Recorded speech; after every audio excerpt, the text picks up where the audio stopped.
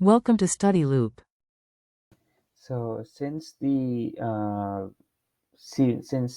is in parallel connection with C1 and C2, that means the voltage across C3 is gonna be 21.0 volts because we have a parallel connection there.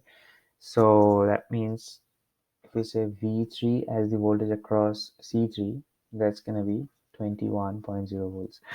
And to find the voltage across each of the capacitors C1 and C2, we have to find the equivalent capacitance first. And since it's a series connection, we'll be using the reciprocal.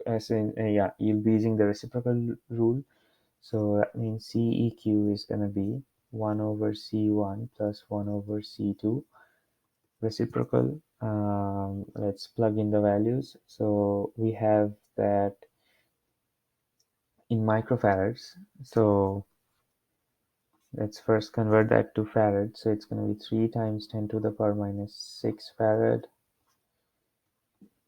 plus 4 times 10 to the power minus 6 farad, reciprocal of that, and that should give us 1.714 10 to the power minus 6 farad. Right. Now we know that the charge should be equal to the capacitance times the voltage.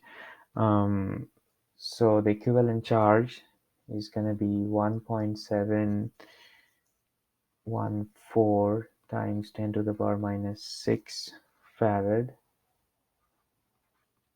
times 21.0 volts, and that should give us 3.599 times 10 to the power minus 5 coulomb of charge. So that's the equivalent charge. Now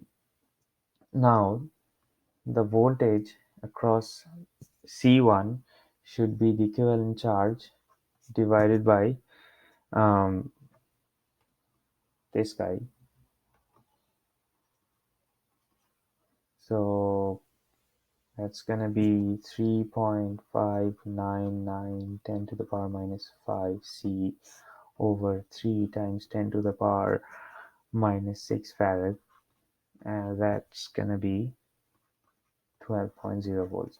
And for V2, it's gonna be QEQ over C2. That's 3.599 times 10 to the power minus 5 divided by 4 times 10 to the power minus 6 farads, and that's going to be 9 volts. Right, so we have the three voltages across each capacitor. Now, as you can see that these two, if we add them, we get 21 volts, which we should get because C1 and C2 is in a parallel connection with C3. So that means the total voltage should be 21 volts. Now we need to find out the charge. So for charge,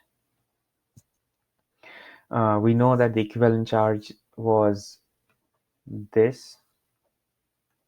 Now the individual charge should be, so for let's say Q3, that's going to be the capacitance times the voltage, which is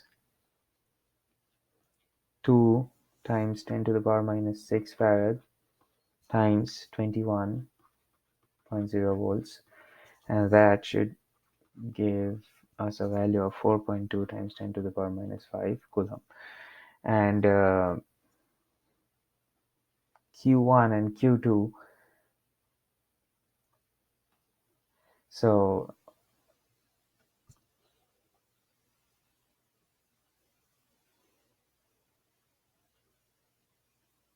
and yeah, so Q1 and Q2 will be the same. So that's going to be Q1 equals Q2.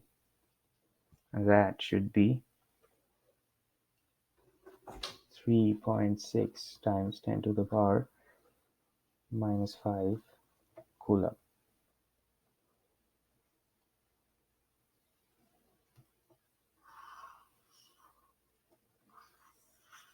Thank you.